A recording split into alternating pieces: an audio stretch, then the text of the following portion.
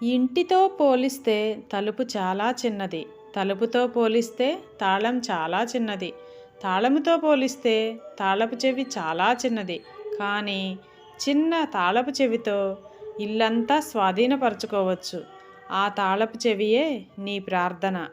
పెద్ద సమస్య అయినా పరిష్కారం చిన్న ప్రార్థనే.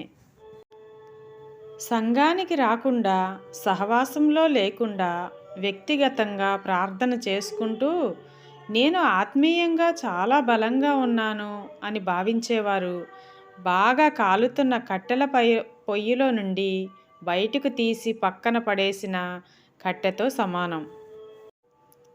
ఎగతాళిగా నవ్వే వాళ్ళను నవ్వని, అసూయతో ఏడ్చే వాళ్ళని ఏడ్వని, నువ్వు మాత్రం ప్రార్థించడం మానకు.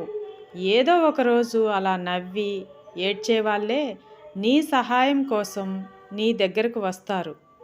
ఆమెన్. హల్లెలూయా.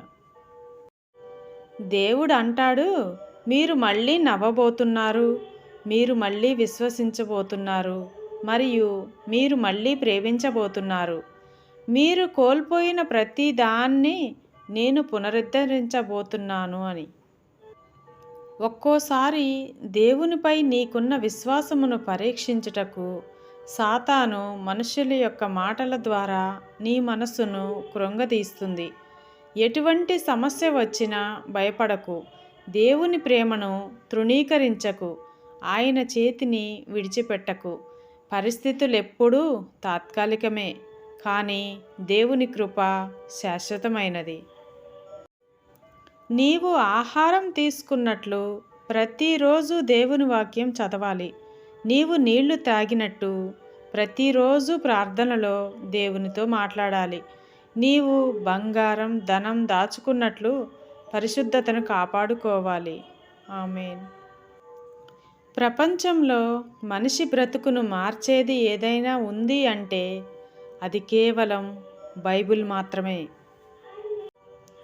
ప్రపంచానికి యేసుక్రీస్తు గురించి బోధించేవాళ్ళు చాలామంది ఉన్నారు, కానీ యేసుక్రీస్తులాగా జీవించి చూపించేవాళ్ళు కావాలి. ఉపవాసం చేయుట ద్వారా నీ శరీరము నీ ఆత్మకు లోబడుట నేర్చుకుంటుంది. ప్రార్థించుట ద్వారా నీ ఆత్మ నీ శరీరమును నడిపించుట నేర్చుకుంటుంది. క్రైస్తవ విశ్వాసంలో ఉపవాస ప్రార్థన ముఖ్యం.